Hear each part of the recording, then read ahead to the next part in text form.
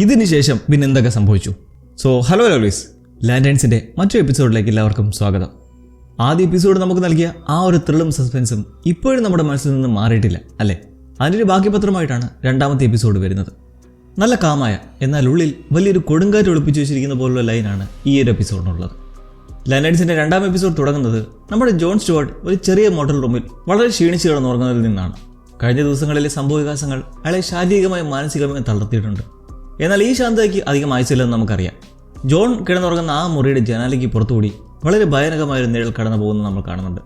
എന്തൊരു വലിയ അപകടം വരാൻ പോകുന്നു എന്നൊരു തോന്നലാ നിമിഷം നമുക്കുണ്ടാവും. പതുക്കെ ആ മുറിയുടെ വാതിൽ ഒരു ചെറിയ ശബ്ദത്തോടെ തുറക്കപ്പെടുന്നു. ആരായിരിക്കും അത്? ഏതെങ്കിലും അന്യഗ്രഹ ജീവിയാണോ? അല്ല, അത് നമ്മുടെ സ്വന്തം ഹാൽ ജോർദാനാണ്. ഹാൽ വരുന്നത് വെറുതെ അല്ല, കയ്യിൽ കുറച്ച് വെള്ളവുമായാണ്. നല്ല ഉറക്കത്തിൽ കിടക്കുന്ന ജോണിൻ്റെ മുഖത്തേക്ക് ഹാൽ ആ വെള്ളം അങ്ങ് ഒഴിക്കുവാണ്. പെട്ടെന്ന് ഞെട്ടിയുണ്ടായിരുന്ന ജോണിൻ്റെ അവസ്ഥയൊന്ന് ആലോചിച്ച് നോക്കിയേ. ജോൺ ഒട്ടും ഹാപ്പി അല്ല എന്ന് മാത്രമല്ല, അവന് നല്ല ദേഷ്യവുമുണ്ട്. പക്ഷേ ഉറക്കം കെടുത്തിയതിന് മാത്രമല്ല ജോണിന് ദേഷ്യം വരുന്നത്. ഹാൽ പറയുന്ന ഒരു കാര്യമാണ് ജോണിനെ കൂടുതൽ അസ്വസ്ഥനാക്കുന്നത്. അവരിപ്പോൾ നേരിട്ടുകൊണ്ടിരിക്കുന്ന ഈ ഒരു ഏലിയൻ പ്രശ്നം, അതേക്കുറിച്ച് ഹാൽ ഇതുവരെ ഗാർഡിയൻസ് ഓഫ് ദ യൂണിവേഴ്സിനെ അറിയിച്ചിട്ടില്ല എന്നാണ് ഹാൽ പറയുന്നത്. സത്യത്തിൽ അവിടെ മരിച്ചു കിടക്കുന്നത് ഒരു ഏലിയൻസ് അല്ല, 5 ഏലിയൻസാണ്. ആ മൈതാനത്ത് വെച്ച് മരിച്ചവരും പിന്നെ നമ്മൾ പോലീസ് സ്റ്റേഷനിലായി പൊട്ടിത്തെറിച്ചതേ കണ്ടത്. പക്ഷേ ഹാലിൻ്റെ രീതി വെച്ചിട്ട് നോക്കുമ്പോൾ കൂട്ടുകാർക്കിടയിൽ ഒരു മരിച്ച ഏലിയൻ്റെ കണക്കിലൊക്കെ എന്തിരിക്കുന്നു എന്നൊരു ഭാവമാണ് അയാൾക്ക്. തനിക്ക് ചുറ്റും നടക്കുന്ന ഇത്രയും വലിയൊരു പ്രശ്നത്തെ ഹാൽ വളരെ ലാഘവത്തോടെയാണ് കാണുന്നത് എന്ന് ജോണിന് മനസ്സിലാവുന്നുണ്ട്. ഇത് ജോണിനെ കൂടുതൽ നിരാശനാക്കുന്നു. അങ്ങനെ ഒരു വിധത്തിൽ ജോൺ ആ മോട്ടൽ റൂമിൽ നിന്നും പുറത്തിറങ്ങുകയാണ്. പുറത്തേക്ക് എത്തിയപ്പോൾ ഹാൽ തൻ്റെ അടുത്ത പ്ലാൻ എന്താണെന്ന് ജോണിനോട് പറയുന്നു. ഞാൻ നിന്നെ പറക്കാൻ പഠിപ്പിക്കാൻ പോവാണ്. ഇത് കേൾക്കുമ്പോൾ ജോണിന് ചെറിയൊരു ആകാംക്ഷയൊക്കെ ഉണ്ടാകുന്നുണ്ട്. ഹാൽ അങ്ങനെ തൻ്റെ കയ്യിലുള്ള ആ ഒരു പവർ റിംഗ് ജോണിന് കൈമാറുന്നു. ഗ്രീൻ ലാൻഡേൺസിനെ സംബന്ധിച്ചിടത്തോളം അവരുടെ ശക്തിയുടെ എല്ലാം ഉറവിടം ഈ മോതിരമാണല്ലോ. മോതിരം കൊടുത്തതിന് ശേഷം ഹാൽ പറക്കാൻ കൊടുക്കുന്ന ഒരു നിർദ്ദേശം വളരെ സിമ്പിളാണ്. നീ അങ്ങ് പറക്കുമെന്ന് വിചാരിക്കുക, അത്ര തന്നെ. ഹാലിനെ സംബന്ധിച്ചിടത്തോളം പറക്കുക എന്നത് അയാളുടെ ചോരയിലുള്ളൊരു കാര്യമാണ്. കാരണം പണ്ടൊരു മികച്ച ഫൈറ്റർ പൈലറ്റ് ആയിരുന്നല്ലോ. അതുകൊണ്ട് തന്നെ അയാൾക്ക് ഈ മോതിരം ഉപയോഗിച്ച് പറക്കുക എന്നത് വളരെ സ്വാഭാവികമായൊരു കാര്യം തന്നെ. പക്ഷേ ജോണിൻ്റെ അവസ്ഥ അതല്ല. അവനൊരു മിലിറ്ററി പശ്ചാത്തലത്തിൽ നിന്ന് വരുന്ന ആളാണെങ്കിലും അവനൊരു ഫൈറ്റർ പൈലറ്റ് ഒന്നുമല്ല. എല്ലാ കാര്യങ്ങളും വളരെ ലോജിക്കലായി മാത്രം ചിന്തിക്കുന്ന ജോണിന് ഈ വെറുതെ അങ്ങ് പറക്കുക എന്ന കോൺസെപ്റ്റ് മനസ്സിലാകുന്നില്ല. അവൻ എത്രയൊക്കെ ശ്രമിച്ചിട്ടും അവന് നിലത്ത് നിന്നും 1 ഇഞ്ച് പോലും ഉയരാൻ കഴിയുന്നില്ല. ഇവിടെ നമ്മളൊരു കാര്യം മനസ്സിലാക്കണം.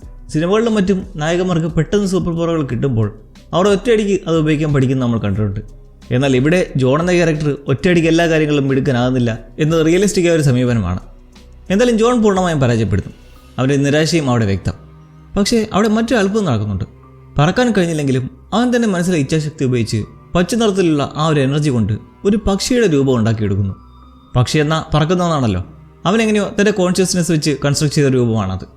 ഈ ഗ്രീൻ ലാൻഡേഴ്സിനെ സംബന്ധിച്ച് കൺസ്ട്രക്റ്റുകൾ ഉണ്ടാക്കുക എന്നത് അവിടെ പ്രധാന കഴിവുകളിൽ ഒന്നാണ്. പക്ഷേ ഇവിടെ ഹാലിനെ ശരിക്കും ഞെട്ടിക്കുന്നതല്ല. ആ പച്ചപ്പക്ഷി രൂപപ്പെട്ടതിന് ശേഷം ജോൺ ആ മോതിരം ഊരി മാറ്റുന്നുണ്ട്. മോതിരം ഊരി മാറ്റിയിട്ടും ആ പച്ചപ്പക്ഷി അവിടെ തന്നെ നിലനിൽക്കുന്നു. ഇത് ഹാലിനെ വലത് അത്ഭുതപ്പെടുത്തുന്നുണ്ട്. കാരണം സാധാരണഗതിയിൽ മോതിരം ഊരിയാൽ ആ എനർജി ഇല്ലാതാകേണ്ടതാണ്. ഇതെങ്ങനെ സംഭവിച്ചു? ഇതിന് പല കാരണങ്ങളും ഉണ്ടാകാം. കഴിഞ്ഞ എപ്പിസോഡിൽ 2024 ടൈം ലൈനിൽ ജോണിൻ്റെ കയ്യിൽ മോതിരമില്ലാത്തത് നമ്മൾ കണ്ടിരുന്നു. ഒരുപക്ഷെ ജോണിന് മോതിരത്തിൻ്റെ സഹായം ഇല്ലാതെ തന്നെ ഇത്തരം കൺസ്ട്രക്റ്റുകൾ ഉണ്ടാക്കാൻ കഴിയുന്ന പ്രത്യേക കഴിവ് ലഭിച്ചിട്ടുണ്ടാകാം. ഇതെല്ലാം വരും എപ്പിസോഡുകളിൽ നമുക്ക് ഉത്തരം ലഭിക്കേണ്ട വലിയ ചോദ്യങ്ങളാണ്. ഈ അത്ഭുതമൊക്കെ മാറ്റിവെച്ചിട്ട് ഹാൽ തൻ്റെ പതിവ് പരിപാടികളിലേക്ക് കടക്കുന്നു. റിങ്ങിലെ ചാർജ് ചെയ്തുകൊണ്ടിരിക്കുകയാണ്. ഹാൽ വളരെ കൂളായി പഴയ കാലത്തെ ഫോൺ സ്റ്റൈലിൽ മോതിരത്തിൽ ഒന്ന് തട്ടി അതിനെ കുറച്ചൊന്ന് റീചാർജ് ചെയ്യുന്നു. ബാറ്ററി തീർന്ന റിമോട്ടിൻ്റെ പുറകിലിട്ടടിച്ച് നമ്മൾ കൈകാര്യം ചെയ്യുന്ന പോലെ. എന്നിട്ട് ജോണിന് ഒരു ഡ്യൂട്ടി കൊടുക്കുകയാണ്. കോസ്റ്റ് സിറ്റിയിലുള്ള ഹാലിൻ്റെ വീട്ടിലേക്ക് ഒരു വിമാനത്തിൽ പോവുക. അവിടെ പോയി പവർ ബാറ്ററിയായ ലാൻഡേൺ എടുത്തുകൊണ്ട് വരിക. ആ വിളക്കിൽ നിന്നും മോതിരം റീചാർജ് ചെയ്യാനാണ്. അതിനൊപ്പം മറ്റൊരു പ്രധാനപ്പെട്ട കാര്യം കൂടി ഹാൽ പറയുന്നുണ്ട്. അവിടെ പോയി ഏൾ എന്നൊരു പെറ്റിന് ഭക്ഷണം കൊടുക്കണം. ആരാണ് ഈ ഏൾ? അതൊരു സസ്പെൻസാണ്. നമുക്കതിലേക്ക് വഴിയേ വരാം. പോകുന്നതിന് മുമ്പേ ഹാൽ ജോണിനൊരു ടാസ്ക് കൂടി കൊടുക്കുന്നുണ്ട്. അവൻ തിരിച്ചു വരുന്നവരെ അവൻ ഉണ്ടാക്കി വെച്ച പച്ച പക്ഷിയെ ജീവനോടെ നിലനിർത്തണം. ജോണിൻ്റെ മനസ്സിൻ്റെ ഏകാഗ്രത എത്രത്തോളം ഉണ്ടെന്ന് പരീക്ഷിക്കാനാണ് ഹാൽ ഇത് പറയുന്നത്. അങ്ങനെ ജോൺ കോസ്റ്റ് സിറ്റിയിലേക്ക് പോകുമ്പോൾ ഹാൽ തന്നെ അന്വേഷണവുമായി മുന്നോട്ട് പോവുകയാണ്. കഴിഞ്ഞ ദിവസം ഏലിയൻസ് വെടിയേറ്റ് മരിച്ച ആ ഫുട്ബോൾ മൈതാനത്തെ ഗ്യാലറിയിലാണ് ഹാൽ ഇപ്പോൾ ഉള്ളത്. എന്തിനാണ് ആ ഏലിയൻസ് അവിടേക്ക് വന്നത്? അവരുടെ ഉദ്ദേശം എന്തായിരുന്നു? ഈ ചോദ്യങ്ങൾ ഹാലിൻ്റെ തലയിൽ കിടന്ന് വട്ടം കറങ്ങുകയാണ്. അവിടെ കാര്യമായിട്ടുള്ള തെളിവുകളൊന്നും ബാക്കിയില്ല. പക്ഷേ ഹാലിൻ്റെ കണ്ണിൽ വളരെ വിചിത്രമായ ഒരു കാര്യം മുടക്കുന്നു. അവിടെ സ്ഥാപിച്ചിട്ടുള്ള മെറ്റൽ ഡിറ്റക്ടറുകൾ പ്രവർത്തിക്കുന്നില്ല. ഹാൽ തൻ്റെ ബെൽറ്റ് അതിലൂടെ കടത്തിവിടുന്നു.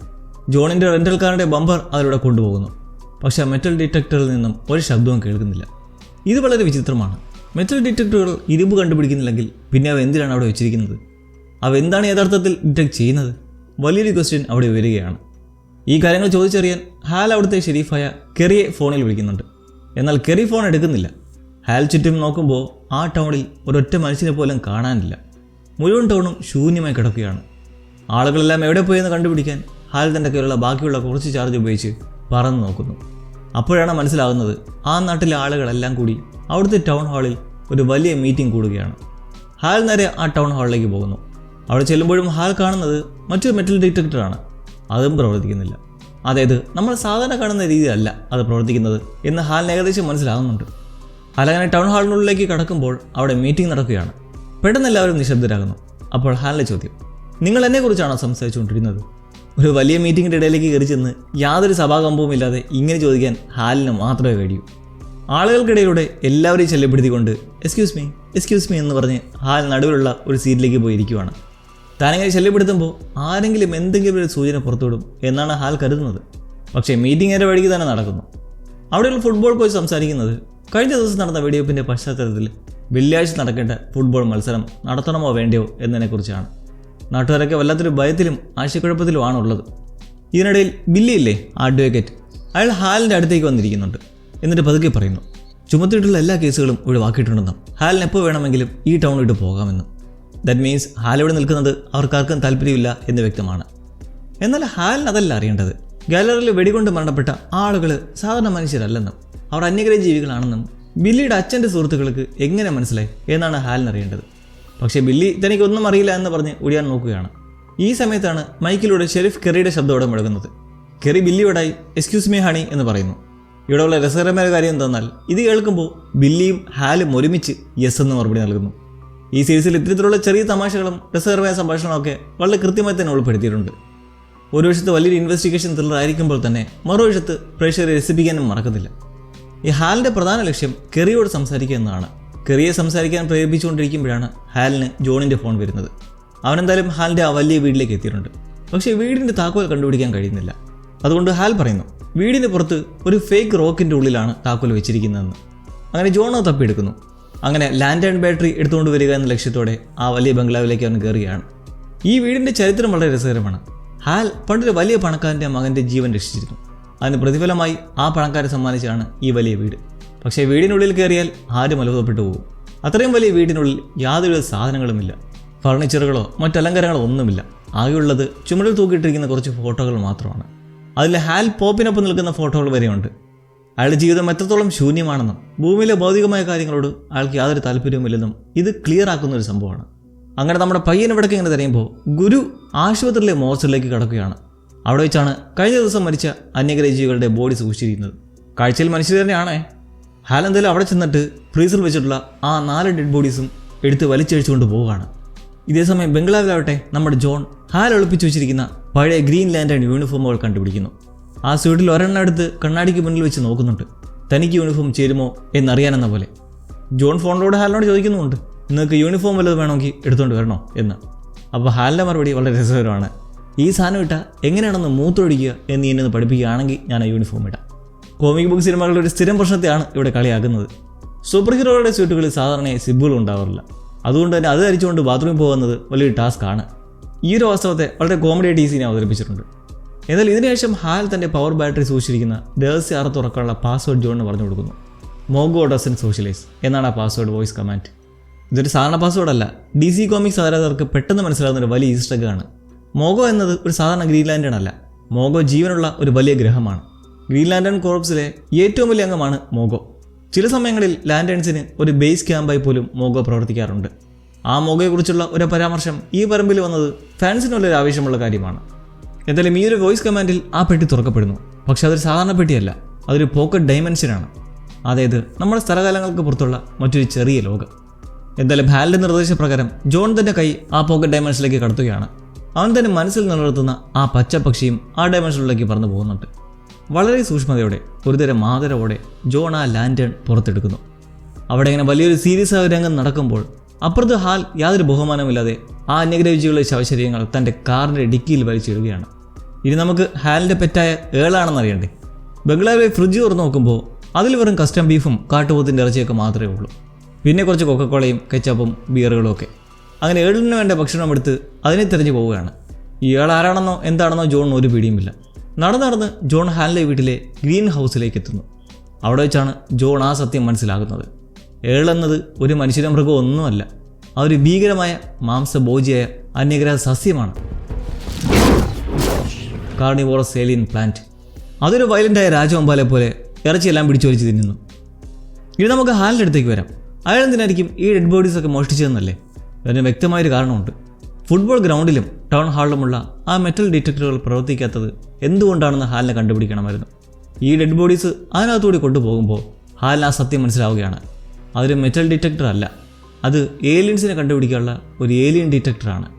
ഈ നാട്ടിൽ അന്യഗ്രഹജീവികൾ ഉണ്ടോ എന്ന് കണ്ടെത്താൻ ആരോ അവിടെ രഹസ്യമായി സ്ഥാപിച്ചിരിക്കുന്ന ഒരു വലിയ ടെക്നോളജി. ഹാലി ബിഗ് സീക്രട്ട് കണ്ടുപിടിക്കുന്ന അതേ സമയം ബംഗ്ലാവിന് മുമ്പിലായി ജോണിയുടെ തലയിൽ ഒരു കറുത്ത തുണിയിട്ട് ഒരു കൂട്ടം ഗുണ്ടകൾ അവനെ തട്ടിക്കൊണ്ടു പോകുന്നു. ടേസർ വെച്ച് മയക്കിയ ശേഷം ബോധം വരുമ്പോൾ അവൻ്റെ തലയിൽ തുണിയൊക്കെ ഇട്ട് ഒരു വാനിൻ്റെ പുറകിലായിട്ട് കെട്ടിയിട്ടിരിക്കുകയാണ്. തൊട്ടടുത്തായി ഒരു ഗുണ്ടയുണ്ട്. അയാളുടെ കയ്യിലായി ജോണിൻ്റെ ആ പക്ഷിയും. ഒരു മിലിറ്ററി ട്രെയിനിങ് കിട്ടിയ ആളായതുകൊണ്ട് അവൻ പെട്ടെന്ന് തന്നെ ഒരു ബുദ്ധി പ്രയോഗിക്കുന്നു. ആ പച്ചപക്ഷി എവിടെ നിന്ന് കാണിക്കാൻ പറയുന്നതും അത് വണ്ടിക്കുള്ളിൽ പറഞ്ഞ് ശ്രദ്ധയിരിക്കുന്നു. അവൻ തിരിഞ്ഞു നോക്കുന്ന ആ ഒരു ചെറിയ സമയം കൊണ്ട് ജോൺ തൻ്റെ കെട്ടുകൾ അഴിച്ച് വാൻ്റെ പുറകുവശത്തെ ഡോർ തുറന്ന് ഹൈവേയിലേക്ക് ചാടി രക്ഷപ്പെടുകയാണ്. ഹൈവേയിലോട്ട് ഓടുമ്പോൾ ആ ഗുണ്ടകൾ ഒരുത്തനെ പിന്തുടരുന്നുണ്ട്. പക്ഷേ അവൻ സാധാരണക്കാരനല്ല, അസാമാന്യമായ ഉയരത്തിൽ ചാടാൻ കഴിയുന്ന ഒരുവനാണ് അവൻ. ജോൺ തൻ്റെ ആ പച്ചപക്ഷിയെ രക്ഷിക്കാനായിട്ട് എടുക്കുന്നതും ആ ഒരു ശ്രമത്തിനിടയിൽ ഒരു വാൻ വന്ന് അവനെ ഇടിച്ച് തെറിപ്പിക്കുന്നു. അതോടെ റോഡിലേക്ക് തെറിച്ച് ബോധവും കിടുന്നു. എന്തായാലും ഡെഡ് ബോഡീസ് മൊത്തം റൈഡ് നടത്തുന്ന ഹാലിനെ വൈകാതെ തന്നെ ഷെരീഫ് കയറി തടഞ്ഞു നിർത്തുന്നു. കാറിൽ മൊത്തം സീറ്റ് ബെൽറ്റൊക്കെ ഇട്ട് മൃതദേഹങ്ങളിലിരിക്കുന്നുണ്ട് അവൾ ഞെട്ടുന്നു. മീറ്റിങ്ങിനിടയിൽ തന്നെ അപമാനിച്ചതുകൊണ്ടും തഴഞ്ഞതുകൊണ്ടുമാണ് താൻ ഇങ്ങനെയൊക്കെ ചെയ്തതെന്ന് ഹാൽ ന്യായീകരിക്കാൻ ശ്രമിക്കുന്നുണ്ട്. കെറിക്ക് ദേഷ്യം വരുന്നുണ്ടെങ്കിലും അവർക്കൊരു കാര്യം മനസ്സിലാവുന്നുണ്ട്. ആ ഫുട്ബോൾ ഗ്രൗണ്ടിൽ വെച്ചിരിക്കുന്നത് മെറ്റൽ ഡിറ്റക്ടർ അല്ല, മറിച്ച് ഏലിയൻ ഡിറ്റക്ടറാണ് സത്യം കെറിയും തിരിച്ചറിയുന്നു. അവർക്കിടയിൽ വീണ്ടും ഇൻട്രസ്റ്റിംഗ് ആയ സംഭാഷണം നടക്കുകയാണ്. വിൽമേക്കിനെ ഒന്ന് പോയി കാണണമെന്ന് പറയുന്നു, അതായത് കെറിയുടെ അമ്മയച്ഛൻ. എന്നാൽ അത് വളരെ മോശമായൊരു ഐഡിയ ആണെന്നാണ് കെറി പറയുന്നത്. ഏലിയൻസിനെ കുറിച്ച് അന്വേഷിക്കുന്നത് ഒരു കുറ്റമൊന്നുമല്ലല്ലോ എന്ന് ഹാൽ ചോദിക്കുമ്പോൾ കെറിയുടെ വയലിൽ നിന്നും അറിയാതൊരു കാര്യം വീഴുന്നു. അതൊരു കുറ്റമായിരുന്നെങ്കിൽ എൻ്റെ ദാമ്പത്യ ജീവിതം കുറച്ചുകൂടി സുഗമമായനെ. കെറിയുടെ കുടുംബജീവിതത്തിൽ വലിയ പ്രശ്നങ്ങളുണ്ടെന്ന് എൻ്റെ വ്യക്തമായ സൂചനയാണിത്. എന്തായാലും ഒടുവിൽ കെറി ഹാലിനെ വിൽമേക്കിൻ്റെ റാഞ്ചിലേക്ക് ഫാം ഹൗസിലേക്ക് കൊണ്ടുപോകാൻ സമ്മതിക്കുന്നുണ്ട്. പക്ഷേ ഒരു കണ്ടീഷനുണ്ട്, അവിടെ സംസാരിക്കുന്നത് കെറി മാത്രമായിരിക്കും.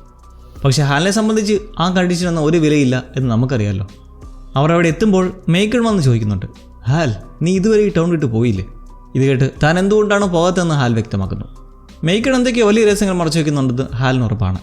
ഹാൽ ചോദ്യങ്ങൾ ചോദിക്കാൻ തുടങ്ങുമ്പോൾ തന്നെ മേക്കൻ്റെ ഗാർഡ് ടവർ തോക്കുകളൊക്കെ റെഡിയാക്കി വെക്കുന്നുണ്ട്. ഇത്രയും വലിയ സുരക്ഷ എന്തിനാണ്?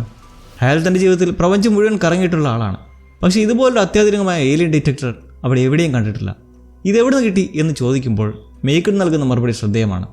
ഈ സ്ഥലത്തിൻ്റെ യഥാർത്ഥ ഉടമയായ ഒരു ബെനഫാക്ടർ, സാമ്പത്തിക സഹായം നൽകുന്ന ആൾ ആണ് ഈ സാങ്കേതികവിദ്യ നൽകിയത് എന്നാണ് മേക്കൺ പറയുന്നത്. ഹാൽ വിട്ടുകൊടുക്കാൻ തയ്യാറില്ല.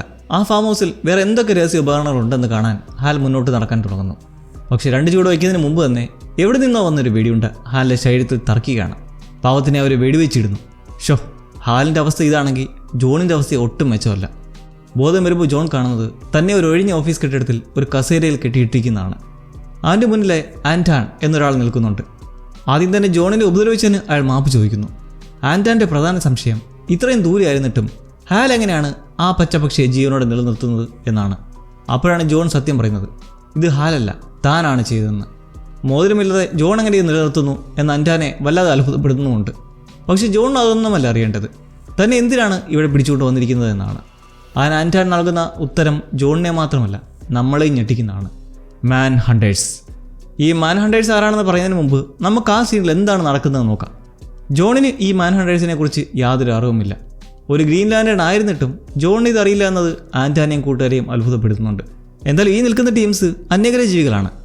ജോണിനെ ഉപദ്രവിക്കുക എന്നതല്ല അവരുടെ ഉദ്ദേശം, മറിച്ച് തങ്ങളുടെ ലക്ഷ്യത്തിലേക്ക് ജോണിനെ കൂടെ കൂട്ടാനാണ് അവർ ശ്രമിക്കുന്നത്.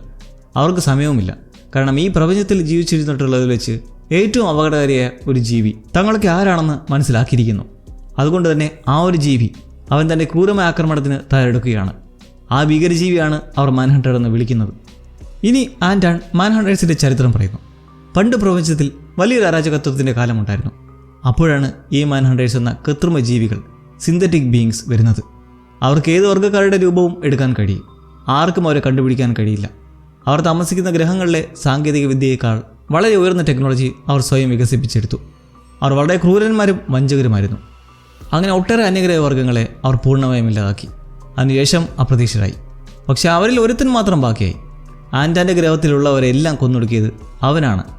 ഈ സത്യങ്ങളെല്ലാം ജോണിനെ ബോധ്യപ്പെടുത്താനായി അവർ ഒരു മെമ്മറി ഗൺ ഉപയോഗിച്ച് ആ ഭീകരമായ ഓർമ്മകൾ മുഴുവൻ ജോണിൻ്റെ തലയിലേക്ക് കയറ്റി വിടുകയാണ്. ആ ഒരു വേദനയിൽ ജോൺ അലറിക്കറിയുന്നുണ്ട്. പക്ഷെ ശ്രദ്ധേയമായൊരു കാര്യം എന്താണെന്നാൽ ഇത്രയൊക്കെ വേദന അനുഭവിച്ചിട്ടും ജോൺ തൻ്റെ ആ പച്ചപക്ഷിയെ ഇപ്പോഴും അവിടെ നിലനിർത്തുന്നുണ്ട്. അവൻ്റെ മനസ്സിൻ്റെ ആ ഒരു കോൺസെൻട്രേഷൻ എത്രത്തോളം വലുതാണെന്ന് ഇത് കാണിക്കുന്നു. എന്നാൽ ഈ ഒരു പോയിന്റിന് ശേഷം ജോണിനെ അവർ അഴിച്ചുവിടുന്നു. ആൻറ്റൺ ബാക്കി കാര്യങ്ങൾ പറയുകയാണ്. ഒരു ഗ്രീൻ ലാൻറ്റേൺ ഈ മാൻഹണ്ടറെ പിടികൂടിയിരുന്നു. എന്നിട്ട് അവനെ വധശിക്ഷയ്ക്ക് വിധേയനാക്കുമെന്ന് അയാൾ ഉറപ്പ് നൽകിയതാണ്. എന്നാൽ ആ മാൻഹണ്ടർ അവിടെ നിന്ന് രക്ഷപ്പെട്ട് ഭൂമിയിലെ ഈ റഷ്വില്ല എന്ന ചെറിയ ടൗണിൽ വന്ന് ഒളിച്ചു. അവൻ ഏത് മനുഷ്യൻ്റെ രൂപവും എടുക്കാൻ കഴിയും. അതുകൊണ്ടാണ് ആൻറ്റാനും കൂട്ടരും ഈ ടൗണിലേക്ക് വന്നത്. പക്ഷേ ഇവരുടെ സംഘത്തിന് ആ മാൻഹണ്ടറെ കണ്ടുപിടിക്കാൻ കഴിയുന്നതിന് മുൻപ് തന്നെ ഫുട്ബോൾ ഗ്രൗണ്ടിൽ വെച്ച് അവരാരോ വെടിവെച്ച് കൊന്നു.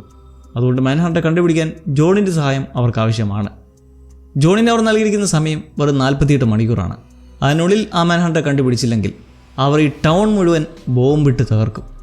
കഥയുടെ ഗൗരവം എത്രത്തോളം വർദ്ധിച്ചു വരുവാണെന്ന് ഇപ്പോൾ മനസ്സിലായല്ലോ. ഇനി നമുക്ക് ആ കോമിക് ബുക്ക് ഹിസ്റ്ററിലേക്കൊന്ന് പോവാം.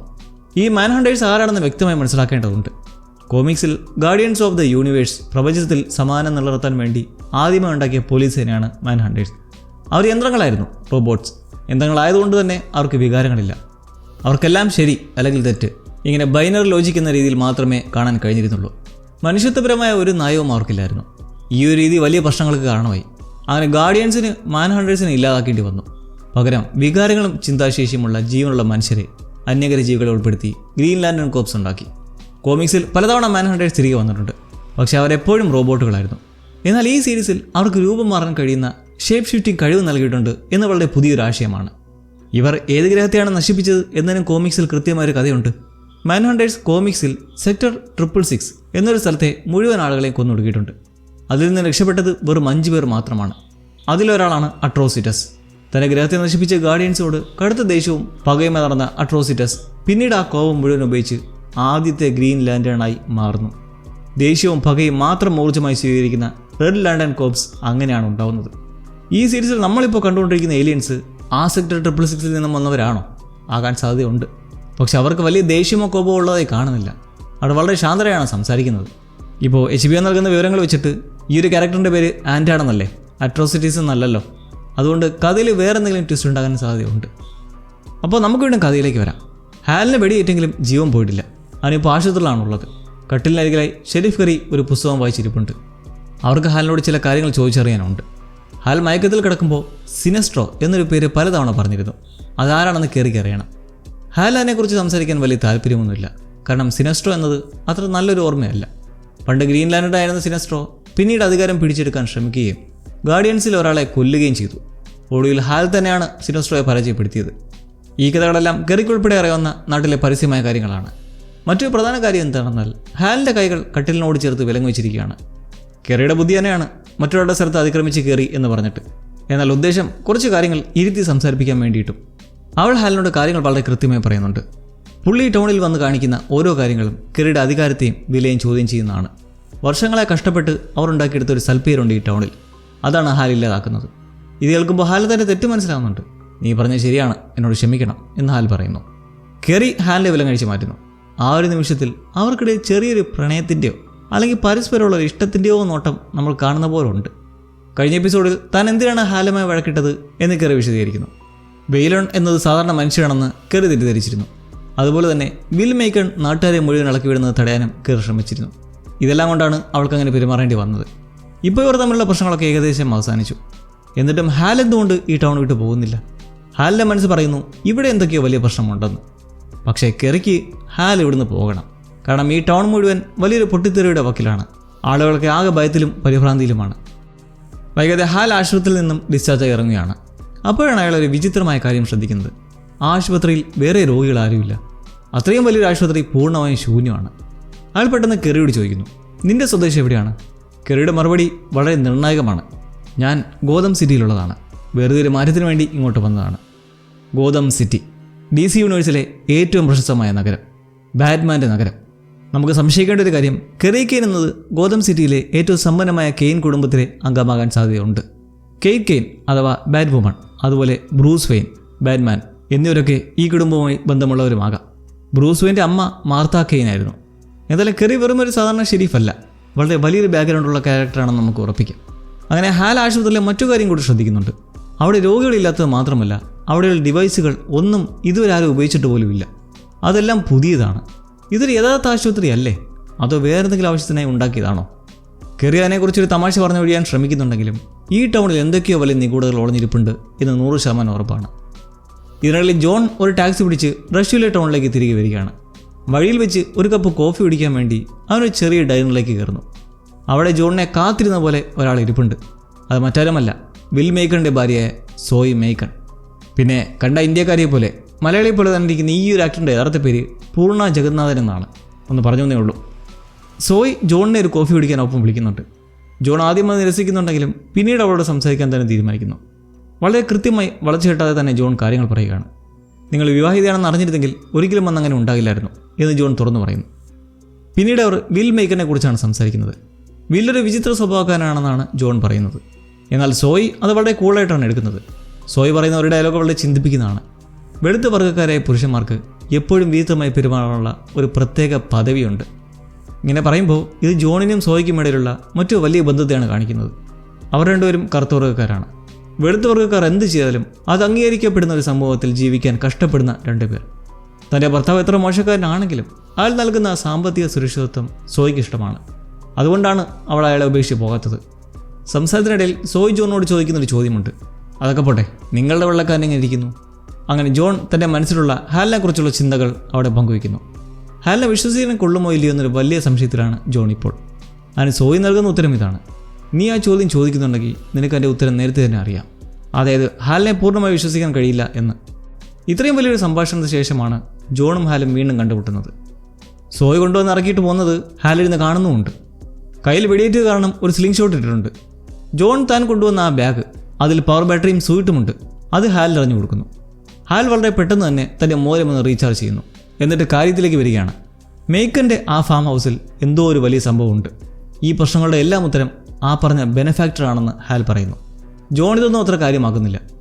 എന്തൊക്കെയാണോ ഈ പറയുന്നുള്ള മട്ടിലാണ് അവൻ. അപ്പോഴാണ് ജോൺ തൻ്റെ കാറിൻ്റെ അവസ്ഥ കാണുന്നത്. കാറിൻ്റെ ബമ്പർ ഹാൽ പൊളിച്ചെടുത്തിട്ടുണ്ട്. പോരെ തന്നെ സീറ്റിലൊക്കെ മുഴുവൻ ആ ഡെഡ് ബോഡീസിൻ്റെ ഒക്കെ കറകളൊക്കെയായി ആകെ നാശമാക്കി വെച്ചിരിക്കുകയാണ്. ഇതുകൊണ്ട് ജോണിന് കടുത്ത ദേഷ്യം വരുന്നുണ്ട്. തൻ്റെ ജൂനിയറിനെ ദേഷ്യം പിടിപ്പിച്ചതിൻ്റെ സന്തോഷത്തിൽ ഹാൽ ഒരു ചെറിയ ചിരിയിരിക്കുന്നുണ്ട്. ആ ഒരു നിമിഷത്തിൽ ജോൺ വളരെ നിർണായകമായ തീരുമാനമെടുക്കുന്നു.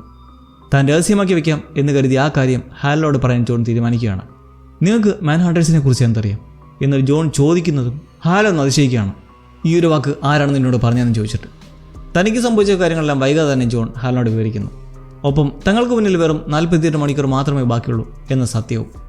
ഇത് ഹാലിനോട് പറയതെന്നാണ് ആൻഡാർ ജോണിനോട് പറഞ്ഞിരുന്നത്. പക്ഷേ ജോൺ അത് ഹാലുമായി പങ്കുവയ്ക്കുക തന്നെ ചെയ്യുന്നു. അവർ ഒരുമിച്ച് ഈ കാര്യത്തെക്കുറിച്ച് ചിന്തിക്കുകയാണ്. ഗാർഡിയൻസ് ഒരിക്കലും ഒരു മാൻഹണ്ടറെ ഭൂമിയിൽ കൊണ്ടുവന്ന് ഒളിപ്പിക്കില്ല എന്നവർക്ക് ഉറപ്പാണ്. ഇതിന് പിന്നിൽ വേറെ വലിയൊരു കഥയുണ്ട്. എബെൻസോർ ആയിരിക്കണം ആ മാൻഹണ്ടറെ ഭൂമിയിലേക്ക് കൊണ്ടുവന്നത്. ഈ എബെൻസോർ ഹാലിന് മുതൽ നൽകിയ ആ പഴയ ഗ്രീൻലാൻഡേണാണ്. ആ മാൻഹണ്ടർ തന്നെ ആയിരിക്കണം എബെൻസോറിനെ കൊലപ്പെടുത്തിയത്.